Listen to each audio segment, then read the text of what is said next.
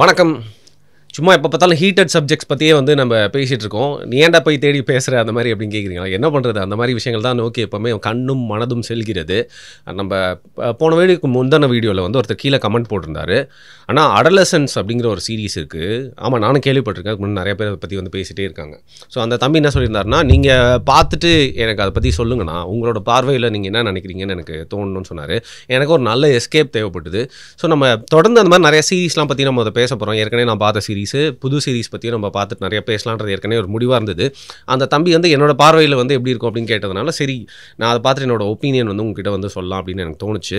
ஃபஸ்ட்டே சொல்லிடுறேன், அடலசன்ஸோட first episode மட்டும் தான் நான் வந்து பார்த்துருக்கேன். அந்த ஃபர்ஸ்ட் எபிசோட் பார்த்துட்டே வந்து பார்த்திங்கன்னா, அதுக்கப்புறம் உங்ககிட்ட பேசிவிட்டு அதை தொடரலாமா வேண்டாமான்னு ஒரு முடிவு எடுக்கலாம் அப்படின்னு இருக்கேன். ஸோ நான் ஃபர்ஸ்ட் எபிசோட் பார்த்ததை பற்றி உங்ககிட்ட வந்து பகிர்ந்துக்கிறேன். ஸோ இந்த அடலசன்ஸ் அப்படிங்கிற சீரிஸ் வந்து பார்த்திங்கன்னா, அந்த 13 பருவம் இருக்கு இல்லையா, ரொம்ப அந்த டீனேஜ் அரியா பருவம்னு சொல்லுவாங்க. இந்த டீனேஜ் ஏன் இந்த அடலசன்ஸ் வந்து தமிழாக்கம் பண்ணி இப்போ எங்களுக்கு வந்து இந்த மீனிங் நீ சொல்கிறேன் அப்படின்னு கேட்டிங்கன்னா, நம்ம எல்லாருமே இந்த அடலசன்ஸை வந்து கடந்து வந்திருப்போம். கடந்து வரல அப்படின்னா வந்து பார்த்திங்கன்னா, கடந்து வரும்போது எப்படி இருக்கும் அப்படின்னு சொல்லிட்டு சின்ன பசங்களுக்கு மேபே வந்து புரியலாம்.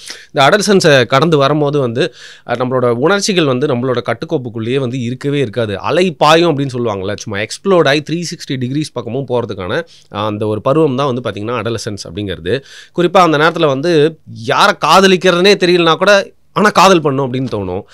எதை எதிர்த்து போராடுறோன்னு தெரியலனா கூட போராடணும் அப்படின்னு தோணும். அப்பா அம்மா மேலே ரொம்ப கோவமாக இருக்கும். ரூல்ஸை பிரேக் பண்ணணும் அப்படின்னு தோணும். ஏதாவது வித்தியாசமாக பண்ணி பார்க்கணும் அப்படின்னு தோணும். சில லூசுங்க வாழ்க்கை ஃபுல்லாகவே அப்படி தான் இருக்காங்க அப்படின்னு வச்சுக்கோங்களேன். ஆனால் அந்த ஒரு பர்டிகுலர் ஃபேஸில் வந்து நம்மளோட உணர்ச்சிகள் வந்து ரொம்ப ஹார்மோனல் இம்பேலன்ஸ் ரொம்ப அதிகமாக இருக்கனால அந்த டைமில் நம்ம பண்ணக்கூடிய விஷயங்கள் எல்லாமே வந்து பார்த்திங்கன்னா வந்து நார்மல்ஸுக்கு கொஞ்சம் மேலே தான் இருக்கும். லைட்டாக அப்நார்மலாக இருக்கும் அப்படின்னு கூட சொல்லலாம். But that's not abnormal, it's a part and parcel of life. So இந்த அடலசன்ஸ் அப்படிங்கிற சீரீஸும் வந்து பார்த்திங்கன்னா, ஒரு சிறுவன், அதை சிறுவன் சொல்ல முடியாது, 13 பருவத்துக்கு போகக்கூடிய ஒரு பையன், அவனோட லைஃப்பில் நடந்த ஒரு பெரிய இன்சிடென்ட், ஒரு ஆக்சிடெண்ட்டாக இல்லை மிஸ்டேக்கா அப்படின்னு தெரியல. ஏன்னா நான் முழுசாக அந்த சீரீஸ் இன்னும் பார்க்கல. அந்த விஷயத்துக்கு அப்புறம், அந்த இன்சிடென்ட்க்கு அப்புறம் அவனுக்கு நடக்கக்கூடிய கான்சிக்வன்சஸ், அதுக்கப்புறம் வரக்கூடிய விளைவுகளை தான் வந்து அது வந்து காட்டியிருக்கு. இது வந்து இங்கிலீஷ் டவுனில், இங்கிலாண்டில் வந்து ஒரு சின்ன டவுனில் வந்து நடக்கிற மாதிரி காட்டுறாங்க. விடிய காலையில் ஒரு 6 மணி இருக்கும். ஒரு சாதாரண ஒரு மிடில் கிளாஸ் வீடு மாதிரி இருக்குது. அங்கே போயிட்டு போலீஸ் வந்து நாலா பக்கமும் வந்து சுற்றி வராங்க. சுற்றி வந்து கதவை பிரேக் பண்ணிட்டு உள்ளே போகிறாங்க. உள்ளே இருக்கவங்களாம் வந்து சும்மா அலறி எந்திரிக்கிறாங்க. அப்பா, அப்புறம் மகள், அம்மா எல்லாமே வந்து பார்த்திங்கன்னா அலறி எந்திரிக்கிறாங்க. ஸோ போலீஸ் எல்லாருமே வந்து பார்த்திங்கன்னா வந்து கிட்ட வராதிங்க, நாங்கள் சர்ச் பண்ண வந்திருக்கோம், உங்கள் பையனை தேடி வந்திருக்கோம்னு சொல்லிட்டு அந்த வீட்டோட மாடிக்கு போகிறாங்க. மாடிக்கு போய் அந்த பையன் வந்து தூங்கிட்டு இருக்கான். அவன் வந்து இவங்களை பார்த்தோன்னே அலறான். அந்த சின்ன பையனை வந்து பார்த்திங்கன்னா, நான் அவனை அரெஸ்ட் பண்ண போகிறேன், you have right to remain silent அப்படின்னு சொல்லிட்டு அவனை அரெஸ்ட் பண்ணி, ஜேமி அந்த பையன் பேர் ஜேமின்ற கேரக்டர், அவனை அரெஸ்ட் பண்ணி கூட்டிகிட்டு போகிறாங்க. கூப்பிட்டு வெளில போகிறப்போ அவங்க அப்பா அம்மா எல்லாருமே தடுக்கிறாங்க. என்னாச்சு, என் பையனை கூப்பிட்டு போகிறீங்க அப்படின்னு கேட்குறப்போ வந்து பார்த்திங்கன்னா, வெளியில் கூப்பிட்டு வந்துட்டு நாங்கள் ஸ்டேஷனுக்கு கூப்பிட்டு போகிறோம், அங்கே வந்து பேசிக்கோன்னு வழக்கம் போல் சொல்லிவிட்டு, அவன் ஒரு சிறுவன், ஒரு ஜுவனைல் அப்படிங்கிறதுனால கூடவே வந்து பார்த்திங்கன்னா ஒரு சைல்டு ஆஃபீஸர், அதாவது சில்ட்ரனை வந்து ஒரு சோஷியல் வெல்ஃபேர் ஆஃபீஸர் இருப்பாங்களா, அந்த மாதிரி ஒரு ஆஃபீஸரும் இருக்காங்க. ஒரு போலீஸும் அவனை கூப்பிட்டு போயிட்டு வேனில் ஏற்றுறாங்க. அவரோட நெய்பர்ஸ் எல்லாருமே வந்து பார்க்குறாங்க, பக்கத்து வீட்டுக்காரங்க எல்லாருமே பார்த்து என்ன ஏதுன்னு தெரியாமல் முழிச்சிட்ருக்கப்போ வந்து பரபரப்பாக அந்த பையனை வந்து அரெஸ்ட் பண்ணி அந்த வேனில் வச்சு கூப்பிட்டு போகிறாங்க. அவன் சிறுவன் அப்படின்றதுனால அந்த போலீஸ் ஆஃபீஸர் என்ன சொல்கிறாரு, பாரு உன்னோட நல்லதுக்காக தான் சொல்கிறேன், எதுவுமே நீ வந்து பேசாத, எந்த ஒரு இன்ஃபர்மேஷனுமே வந்து சொல்லாத, உன்னை அங்கே கூப்பிட்டு போய், நீ ஒரு ஜுவனைல் அப்படிங்கிறதுனால நம்ம சைல்டு ப்ரொடெக்ஷன் ஆஃபீஸரும் வந்து கூட இருப்பார், நாங்கள் எல்லாத்தையும் உன்னை வந்து கைட் பண்ணுவோம், நான் உன்னை அரெஸ்ட் பண்ணி கூப்பிட்டு போகிறேன், இருந்தாலும் அங்கே போனோன்னே நீ வந்து நீயே உனக்காக வாதாடாமல் உனக்கு வந்து சாலிசிட்டர், அதாவது ஒரு வக்கீல், ஒரு வாதாடுறதுக்கான வக்கீலை வந்து நீ வந்து கேளு அப்படிங்கிறத அந்த ரைட்டையும் அவனுக்கு கற்றுக் கொடுத்து கூப்பிட்டு போகிறாரு. ஸோ கூப்பிட்டு போனோன்னா வந்து பார்த்திங்கன்னா, நம்ம ஊர் மாதிரி வந்து ரொம்ப ஹார்ஷாக நடத்தலை. அங்கே என்ன ப்ரொசீஜரோ அதுக்கேற்ற மாதிரி வந்து அந்த சைல்டு ப்ரொடெக்ஷன் சென்டர், அந்த ஒரு பெரிய போலீஸ் ஸ்டேஷன்லேயே வந்து பார்த்திங்கன்னா அது ஒரு பெரிய பிரிவுன்னு நினைக்கிறேன். அங்கே கூட்டிகிட்டு போய் அந்த பையனை உட்கார வைக்கிறாங்க. அந்த பையன்கிட்ட எதுக்காக அவனை கூப்பிட்டு வந்திருக்கோம் அப்படிங்கிறதான் வந்து சொல்லிகிட்டே இருக்காங்க. இதில் என்னென்னு பார்த்தீங்கன்னா, ஆரம்பித்த செகண்ட்லேருந்து போயிட்டே இருக்குது அப்படி இல்லையா, அந்த பரபரப்புக்கு கொஞ்சம் கூட வந்து மிச்சமே இல்லை. இதுக்கு பெரிய ஆர்ப்பாட்டம்லாம் இல்லை. லைக் இங்கிலாண்டை பற்றி உங்களுக்கு தெரியும்னு நினைக்கிறேன். ரொம்ப ஒரு மாதிரி மூடி கிளைமேட்டாக தான் இருக்கும். இந்த காலையில் 6:15 தான் வந்து பார்த்திங்கன்னா, சில நேரத்தில் மத்தியானமும் அப்படி தான் இருக்கிறதுக்கு வாய்ப்பு இருக்குது, ஈவினிங்கும் அப்படி தான் இருக்கும். சில நேரத்தில் வந்து லைட்டாக வந்து மழை பெஞ்சிட்டே இருக்கும். ஸோ நம்மளாம் வந்து வெயில் இருக்கிற ஒரு இடத்துல வந்து பிறந்திருக்கோம் அப்படின்றது சில நேரத்தில் யோசிச்சு பார்த்தாலே ரொம்ப சந்தோஷமாகவும் நிம்மதியாகவும் இருக்கும். டேய் அடிக்கிற வெயிலுக்கு நீ வெளில போய் நின்று பார்த்துட்டு தான் பேசு அப்படின்னு கேட்குறீங்களா? கண்டிப்பாக எரிச்சலாக இருக்குது, வெயில் தாங்க முடியல. என் சம்மரை பற்றியே வந்து பார்த்திங்கன்னா ஒரு வீடியோ போட போகிறேன். சம்மரில் அடிக்க வேண்டிய 7 சரக்குகள் அப்படிங்கிற ஒரு ஸ்கிரிப்ட் வந்து ப்ரிப்பேர் ஆகிருக்கு. அதுதான் நம்மளோட நெக்ஸ்ட் வீடியோவாக இருக்க போகுது. எனிவே, ஸோ ஏன் இந்த வெயிலை பற்றி சொல்கிறேன்னு பார்த்தீங்கன்னா, அந்த வெயில் வந்து உங்களை சும்மா எழுப்பிட்டே இருக்கும், எப்போவுமே ஒரு விழிப்பாகவே வச்சுட்டு இருக்கும். டிப்ரெஷன் அப்படிங்கிறதுக்குள்ளே போகாது, எரிச்சல் இருக்கும் கண்டிப்பாக, டிப்ரெஷன் அப்படிங்கிற விஷயத்துக்குள்ளே போகாது. ஸோ இதை பார்க்கும் போதே அந்த ஊரோட அந்த லைட் செட்டிங், அதோட வெதர் பார்க்குறப்ப வந்து பார்த்திங்கன்னா வேறு டிப்ரெஸ்டு ஸ்டேட்டாக தான் இருக்குது, ஒரு மாதிரி வந்து மூடியாக இருக்குது. ஆனால் இந்த ஸ்க்ரீன் பிளேயில் கொஞ்சம் கூட வந்து தோய்வே இல்லை அப்படின்னு சொல்லலாம். அவனை அரெஸ்ட் பண்ணி திருப்பி அந்த ஸ்டேஷன் கூட்டு போய் அவனை விலைக்கு சொல்லிட்டு அவனை ப்ரிப்பேர் பண்ணிகிட்டே இருக்காங்க. கொஞ்சம் நேரத்தில் அவனோட பேரண்ட்ஸ், அப்பா அம்மா, அவனோட அக்கா எல்லாருமே வந்து சேர்ந்துடுறாங்க. உங்கள் பையன் வந்து பார்த்திங்கன்னா ஒரு கொலை சம்பவம் நடந்திருக்கு, ஒரு பொண்ணு வந்து கொலை செய்யப்பட்டிருக்கா. அதனால் உங்கள் பையனை வந்து நாங்கள் அரெஸ்ட் பண்ணி சந்தேகத்தின் பேரில் சில எவிடன்சஸ்லாம் இருக்கிறதுனால அதன் பேரில் வந்து அரெஸ்ட் பண்ணி கூட்டிகிட்டு வந்திருக்கோம். நீங்கள் தேவையில்லாத விஷயம் எதுவும் சொல்லாதீங்க. உங்களுக்கு ஏதாவது வந்து ஒரு குடும்ப லாயர் இருக்காங்களா அப்படின்னு கேட்குறாங்க. உடனே அந்த அப்பா வந்து இல்லைன்னு சொல்கிறாரு. சரி, அப்போ நாங்களே வந்து ப்ரொவைட் பண்ணுறோம் அப்படின்னு சொல்கிறாங்க. நீங்கள் ப்ரொவைட் பண்ணுறீங்களா? கவர்மெண்ட் கொடுக்குறவங்க வந்து நல்லா கம்ப்ளீட் பண்ணுவாங்களா, நல்லா வாதாடுவாங்களா அப்படின்னு கேட்டால், இல்லைங்க, நல்ல வக்கீல்கள் தான் இருக்காங்க. இப்போ உங்களால் வந்து யாரும் ப்ரிப்பேர் பண்ண முடியலன்றப்போ நாங்களே முன் வந்து ஒரு வக்கீலை கொடுக்குறோன்னு சொல்கிறாங்க. ஸோ வக்கீலுக்கும் வந்து இன்ஃபார்ம் பண்ணுறாங்க. இந்த பையனை கூட்டிகிட்டு போகிறாங்க. கூட்டிகிட்டு போயிட்டு உட்கார வச்சு அவனோட ஹைட்டு, அவனோட பேர், என்ன படிக்கிறான், இப்போ என்ன மனநிலையில் இருக்கான், அதுக்கப்புறம் வந்து சாப்பிட்றியா, என்ன உனக்கு கார்ன்ஃப்ளேக்ஸ் வேணுமா, கார்ன்ஃப்ளேக்ஸ் ஓகேவா அப்படின்னு கேட்டு அவனை கூப்பிட்டு போயிட்டு அவங்க அப்பா கிட்ட சொல்லிட்டு உங்கள் பையனை கூப்பிட்டு போய் இப்போ நாங்கள் வந்து ட்ரை செல்லில் வைக்க போகிறோம் அப்படின்னு சொல்கிறாங்க. ட்ரை செல்னா என்னென்னு பார்த்தீங்கன்னா டாய்லெட்லாம் வந்து இருக்காது. ஸோ இவனை கூட்டிகிட்டு போயிட்டு அந்த ட்ரை செல்லை திறந்து அதுக்குள்ளே உட்கார வச்சுட்டு அதுக்கப்புறம் வந்து கதவை மூடிட்டு அவங்க அப்பா கிட்ட வந்து சொல்கிறாங்க, இன்னும் கொஞ்சம் நேரத்தில் ப்ரொசீஜர்ஸ்லாம் வந்து ஆரம்பிக்கும், நாங்கள் சில எவிடன்சஸ்லாம் வச்சு அவனை விசாரிக்க போகிறோம். ஸோ உங்களோட வக்கீல் வந்துடுவார், அவர்கிட்ட நீங்கள் பேசிக்கோங்க, நீங்களும் அவன் ஒரு சிறாராக இருக்கிறதுனால கூடவே வந்து அவனை அக்கம்பெனி பண்ணலாம் அப்படின்னு சொல்லிவிட்டு அதுக்கப்புறம் அந்த விசாரணையை வந்து ஆரம்பிக்கிறாங்க. ஸோ அந்த வக்கீல் வராரு. வக்கீல் வந்து அப்பா கிட்ட பேசி அந்த பையன் முன்னாடியே பேசிவிட்டு, இது பாரு, நீ எப்படியெல்லாம் பேசணும், அவங்க கேட்குற கேள்விக்கெலாம் வந்து முடிஞ்ச அளவுக்கு நோ கமெண்ட்ஸ்னு சொல்லிகிட்டே இரு. அதற்காக எல்லா கேள்விகளுக்கும் வந்து நோ கமெண்ட்ஸ்னு சொல்லிகிட்டே இருக்காது, அது பின்னாடி வந்து பார்த்திங்கன்னா உனக்கே வந்து பாதகமாக ஏற்படும் அப்படின்னு சொல்லி ப்ரிப்பேர் பண்ணி அவங்க அப்பா கிட்ட நீங்கள் அவனுக்காக வந்து பேசிகிட்டே இருக்காதிங்க, தொடர்ந்து அவன் பேசட்டும். நீங்கள் முடிஞ்ச அளவுக்கு பார்த்திங்கன்னா அவனோட ரைட்ஸ் எங்கெல்லாம் மீறப்படுதுன்னு நினைக்கிறீங்களோ அங்கே மட்டும் நீங்கள் ஒரு அப்பாவாக வந்து பேசினா போதும் அப்படின்னு சொல்லிட்டு விசாரணைக்காக வந்து கூப்பிட்டு போகிறாங்க. அதற்கு முன்னாடி ஒரு முக்கியமான சீன், அந்த ட்ரை செல்லேருந்து அவனை கூட்டிகிட்டு வந்து அதுக்கப்புறம் அவனை செக்கப்லாம் சிலதெல்லாம் வந்து பண்ணுறாங்க, மெடிக்கல் செக்கப். அங்கேயே வந்து பார்த்திங்கன்னா வந்து ஒரு சைல்டு டாக்டர் இருக்காங்க. அவங்க முன்னிலையில் 2 ஆண் காவலர்கள் வந்து அவங்க அப்பாவும் இருக்கார், முன்னாடி செக்கப் பண்ணணும்னு சொல்கிறாங்க. என்ன செக்கப் அப்படின்னு கேட்டிங்கன்னா வந்து பிளட்டு எடுக்கணும்னு சொல்கிறாங்க. இந்த பையனுக்கு வந்து நீடில் பார்த்தாலே ரொம்ப பயம் அப்படிங்கிறனால ரொம்ப பயப்படுறான். அவங்க அப்பா அவனுக்கு வந்து தேத்தி பிளட்டை வந்து எடுக்க அவனை வந்து கொஞ்சம் இது பண்ணுறாரு. அதுக்கப்புறம் அந்த பையன் போயிட்டு ஊசியிலேருந்து கொஞ்சம் பிளட் டெஸ்ட்லாம் எடுத்துக்கிறாங்க. அதற்கப்புறம் தான் ரொம்ப ஒரு முக்கியமான ஒரு ஹார்டான ஒரு சீன். அப்பா இருக்கார், பையன் ஏதோ தப்பு பண்ணியிருக்கான்னு போலீஸ் அரெஸ்ட் பண்ணிட்டாங்க. அவன் பண்ணானா இல்லையான்னு தெரியாது. அவர் வந்து சாதாரண ஒரு மிடில் கிளாஸ் அப்பா, அவருக்கு லா பற்றி பெருசாகவும் எதுவும் தெரியவே இல்லை. ஸோ அந்த ஒரு பயத்துலையும் இருக்கார், பதபதப்பில் இருக்காது. அந்த நேரத்தில் வந்து பார்த்திங்கன்னா அந்த 2 காவலர்களும் அவங்க பையனை வந்து ஸ்ட்ரிப் சர்ச் பண்ணோம் அப்படின்னு சொல்கிறாங்க.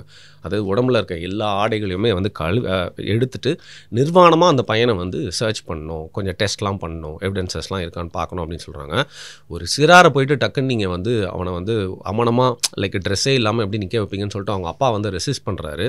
இல்லைங்க அப்படின்னு சொல்லிட்டு இந்த வக்கீல் சொல்கிறாரு, வேறு வழி இல்லை, இது ஒரு ப்ரொசீஜரு, இதுக்கு நம்ம அலோவ் பண்ணி தான் ஆகணும், வேறு வழியே இல்லை அப்படின்னு சொன்னோன்னே அதுக்கப்புறம் அந்த பையன்கிட்ட இது ஓகேவா அப்படின்னு கேட்டால் அந்த பையன் ரொம்ப தைரியமாக பரவாயில்ல நான் இதை வந்து எதிர்கொள்கிறேன், அவங்க வந்து சர்ச் பண்ணிக்கிட்டோம் அப்படின்னு சொல்கிறாங்க. அதுக்கப்புறம் வந்து பார்த்திங்கன்னா அவங்க சர்ச் பண்ண ஆரம்பிக்கிறப்போ அப்படியே கேமரா பேன் ஆகி வந்து அவங்க அப்பாவுக்கு மட்டும் தான் வந்து வச்சுருக்காங்க, ஃபுல் அண்ட் ஃபுல் அப்படியே ஷார்ட் வச்சுருக்காங்க. ஸோ இதனால தான் அந்த கேமரா ஹேண்ட்லிங் பற்றி நான் சொல்லணும். ஸோ நான் சொன்னல ஸ்டார்டிங்கில் வீட்டை உடச்சிட்டு போவாங்க அப்படின்னு சொல்லிட்டு, அங்கேருந்து இப்போ நான் சொல்லிட்டு இருக்கேன் இந்த இடம் வரைக்கும் ஃபுல்லாகவே வந்து பார்த்திங்கன்னா ஒன் ஷாட்டாகவே போயிட்டே இருக்குது.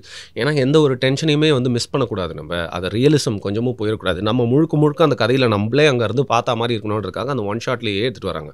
ஸோ அப்பா பக்கம் பேன் பண்ணோன்னா அந்த ஒன் ஷாட்டில் வந்து கொஞ்சம் கொஞ்சமாக அந்த பையனோட ஆடையை களையிறப்போ வந்து அந்த அப்பாவுக்கு எப்படி இருக்கும், டிஷர்ட்டை கழட்டுறாங்க, பேண்ட்டை கழட்டுறாங்க, அப்புறம் அண்டர்வேரை கழட்டு வைக்கிறப்போ வந்து அந்த அப்பாவுக்கு எப்படி இருக்கும்னு சொல்லிட்டு அந்த முழுக்க நம்ம அந்த அப்பாவோட முகத்தை தான் பார்த்துட்டே இருப்போம். பட் அந்த சீனை பார்த்த மாதிரியே நமக்கு ஃபீலாக வச்சுருப்பாங்க. அவன் கண்ணு, அவன் முகம், அவனோட எக்ஸ்பிரஷன்ஸ்லாம் வேறு லெவலாக இருக்கும். இந்த நேரத்தில் இந்த ஆக்டர் பற்றி நான் சொல்லி ஆகணும்.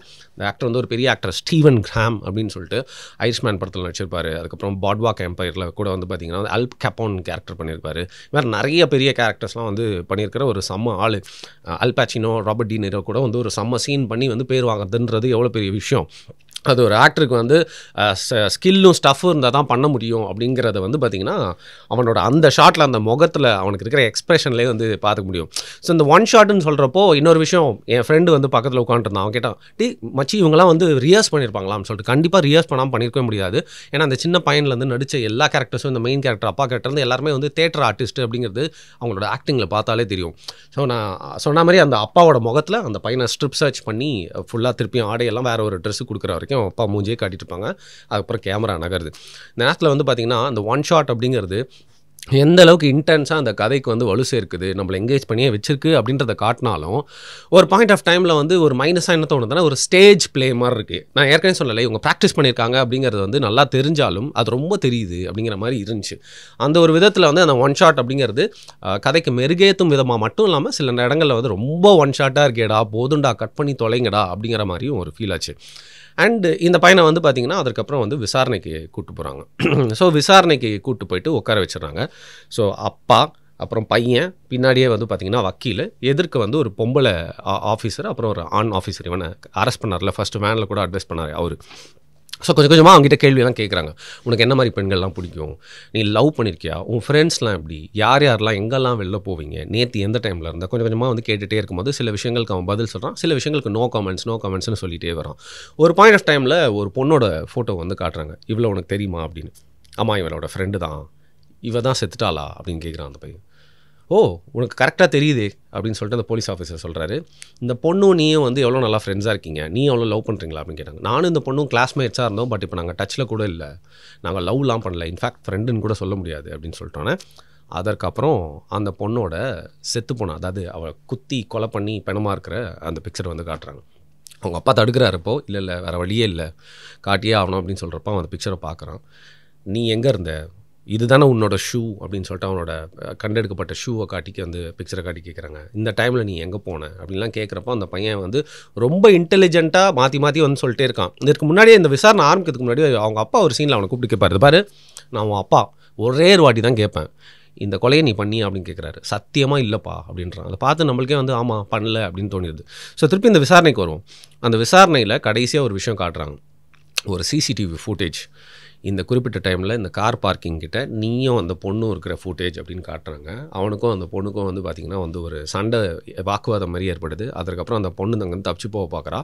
அந்த வீடியோவில் இவன் காட்டுறாங்கல்ல அந்த மாதிரி இருக்குது. அவன் அந்த பையன் என்ன பண்ணுறான், அந்த பொண்ணை பிடிச்சிட்டு கீழே தள்ளிட்டு பல வாட்டி கத்தி எடுத்து குத்துற அந்த வீடியோ வந்து அந்த போலீஸ் ஆஃபீஸர் வந்து அவங்க அப்பா, அந்த பையன், அந்த வக்கீல் முன்னாடி அப்படியே காட்டுறாங்க. ஸோ அது வரைக்கும் அந்த பையன் வந்து செஞ்சுக்கிறதுக்கு வாய்ப்பே இல்லை, எவ்வளோ கிளியராக ஹேண்டில் பண்ணுறான்.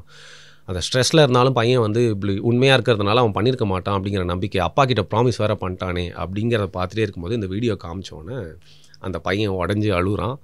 அவங்க அப்பாவும் வந்து தான் பையன் வந்து அந்த பொண்ணை குத்தி கொலை பண்ணுற வீடியோ சிசிடிவி ஃபுட்டேஜை பார்த்தோன்னே என்ன பண்ணுறதுனே தெரியல. வக்கீல் வந்து அப்படியே இருக்கார். ஸோ அதோட அந்த விசாரணை முடியுது. அந்த பையன் அழுதுகிட்டே இருக்கான். ஸோ விசாரணை ஆஃபீஸர்ஸ்லாம் வெளில ஏஞ்சி போகிறாங்க. நான் தான் உங்ககிட்ட கேட்டேனேடா, ப்ராமிஸ்லாம் பண்ணியேடா அப்படிங்கிற மாதிரி அப்பா வந்து பையனை பார்க்குறாரு. பையன் வந்து அழுதுகிட்டே வந்து இது நான் இல்லை, நான் பண்ணல அப்படின்ற ஒரு வார்த்தை சொல்கிறான். ஸோ வேறு அப்பாவாக இருந்தால் என்ன பண்ணுவாங்க, அடிச்சுட்டு இல்லை அசிங்கமாக திட்டுவாங்க. அந்த அப்பா வந்து அவ்வளோ மிக்சட் எமோஷன்ஸில் ஐயோ பையன் கொலை பண்ணிட்டானே அப்படிங்கிற மாதிரி பண்ணிவிட்டு அவங்க பையனை போய் கட்டி பிடிக்கிறாரு. அதோட ஃபர்ஸ்ட் எபிசோட் முடியுது. ஸோ ரொம்ப இன்டென்ஸாக இருந்துச்சு. இது தொடர்ந்து இதை பார்க்க போகிறேன்னா இல்லையா அப்படின்னு எனக்கு தெரியல. நீங்கள் ஒருவேளை பார்த்துருந்தீங்கன்னா தொடர்ந்து பார்க்கலாமா, வர்த்தா அப்படிங்கிறத சொல்லுங்கள். இந்த ஃபர்ஸ்ட் எபிசோடில் எனக்கு ரொம்ப என்ன பிடிச்சிருந்துச்சி அப்படின்னு பார்த்தீங்கன்னா அவங்களோட லீகல் சிஸ்டம். இப்போ நம்ம ஊரில் வந்து பணக்காரனோ ஏழையோங்க, அவனை பணக்காரனா வேறு மாதிரி நடத்துவாங்க. பட் யாராக இருந்தாலும் அந்த ஒரு லீகல் சிஸ்டம் வந்து பார்த்திங்கன்னா ரொம்ப ஒரு மாதிரி கச்சகச்சான்னு இருக்கும். ஏன்டா இங்கே வந்தோம் அப்படிங்கிற மாதிரி இருக்கும். பட் இங்கே வந்து ஒரு பிரச்சனையில் வந்து மாட்டி கூட்டிகிட்டு போயிருந்தால் கூட அவங்களோட லீகல் சிஸ்டமில் அவ்வளோ ஹெல்ப் இருக்குது. அதாவது விசாரிக்கிறவனும் நம்மளோட ரைட்ஸை சொல்லிட்டு விசாரிக்கிறான். வக்கீல் வந்து பார்த்திங்கன்னா வராரு, நம்ம ஊர்லேயும் ப்ரொவைட் பண்ணுவாங்க அரசாங்கமே வக்கீல். பட் இந்த வக்கீல் வந்து பார்த்திங்கன்னா அவ்வளோ ப்ரொஃபஷனலாக இருக்கார். நம்மளை எப்படி காப்பாற்றிடணும் அப்படின்னு நினைக்கிறாங்க. தந்தையெல்லாம் உள்ளே விடுறது, அங்கே எப்படி அந்த ப்ரொசீஜர்லாம் வந்து ஹேண்டில் பண்ணுறாங்க, அந்த இடம் எப்படி இருக்குது, ஸோ அவங்க லீகல் சிஸ்டம் வந்து பார்க்குறதுக்கு ரொம்ப நல்லா இருந்துச்சு அப்படின்னு சொல்லலாம். பட் உன்னோட ரிவ்யூ, நீ இதை பற்றி என்ன நினைக்கிற அப்படின்னு கேட்டிங்கன்னா, இப்போது நான் பார்த்து முடித்த அந்த கடைசி சீன் வரைக்கும் ஃபர்ஸ்ட் எபிசோடோட எண்டு வரைக்கும் பார்த்தீங்கன்னா, ஓகே ஒரு நல்ல ஒரு டிஃப்ரெண்ட்டான சீரீஸை தான் பார்த்துட்ருக்கோம் அப்படின்னு எனக்கு தோணுச்சு. ஸோ எங்கே இதை நோக்கி கொண்டு போக போகுது, அதான் பையனோட வீடியோவே காட்டிட்டாங்களே, இருந்தாலும் கதைக்கு இதுக்கு மேலே எங்கே எடுத்துகிட்டு போக போகிறாங்க, இவன் தான் கொலை பண்ணானா, அப்படின்னா ஏன் கொலை பண்ணான், ஏன் தான் கொலை பண்ணலன்னு சொல்லி கடைசி வரைக்கும் அழுதுகிட்டே இருக்கான் அப்படிங்கிறத பார்க்கணுன்ற ஆர்வம் எனக்கு இருக்குது. நீங்கள் இந்த எபிசோடெலாம் தாண்டி அடுத்தடுத்த எபிசோடெலாம் பார்த்துருந்தீங்க அப்படின்னா கதை சொல்லாமல் இந்த அடலசன்ஸ் அப்படிங்கிற சீரிஸ் வந்து பார்க்கறதுக்கு வர்த்தா அப்படிங்கிறத சொல்லுங்கள். நான் ஃபஸ்ட் எபிசோட் பார்த்த வரைக்கும் வர்த்தான ஒரு டிஃப்ரெண்ட்டான சீரிஸ் மாதிரி தான் தோணுது. குறிப்பாக வந்து பார்த்திங்கன்னா 13 பருவத்தில் இப்போ இங்கே நம்ம ஊரில் சொன்னால் பூமர்ன்றாங்க. பட் இங்கிலாந்து மாதிரி ஒரு மேலை நாடுகளில் பார்த்திங்கன்னா வந்து அங்கேயும் 13 பருவத்தில் இருக்கக்கூடிய சிறார்கள் இன்ஸ்டாகிராம் மாதிரியான சோஷியல் மீடியாவில் யூஸ் பண்ணுறப்போ புல்லிங் எப்படி பண்ணப்படுறாங்க, அவங்களுக்கும் வந்து மாட்டுப்பாலனத்துக்கும் ஒரு சண்டை ஏற்பட்டால் எப்படி வந்து அதை ஹேண்டில் பண்ண முடியாமல் திணறாங்க, அவங்களோட மிக்சட் எமோஷன்ஸை வந்து காட்டணும்னு நினச்சிருக்க ஒரு சீரிஸ் மாதிரி தெரியுது. அதனால் எனக்கு தொடர்ந்து பார்க்கணுன்ற ஆர்வம் இருக்கா மாதிரி எனக்கு தோணுது. ஸோ நீங்கள் இதை பார்த்துருந்தீங்கன்னா என்ன நினைக்கிறீங்க அப்படிங்கிறத கீழே கமெண்ட் பண்ணுங்கள். உங்களோட கமெண்ட்ஸ்லாம் பார்த்துட்டு தான் நான் செகண்ட் எபிசோட் பார்க்கலாமா வேணாமன்றதை முடிவெடுக்க போகிறேன். சரி, ஒருவேளை நம்மளோட ரிவ்யூ ரொம்ப போரிங்காக இருந்தால் மன்னிச்சிருங்க. நெக்ஸ்ட்டு நம்ம வேறு எதாவது பார்த்துட்டு இன்னும் ரொம்ப சுருக்காக ஷார்ப்பாக இன்னும் இன்ட்ரெஸ்டிங்காக உங்களுக்கு ரிவ்யூ கொடுக்குறேன். முகப்பட்டு தான் மன்னிச்சிக்கோங்கப்பா. Thank you so much.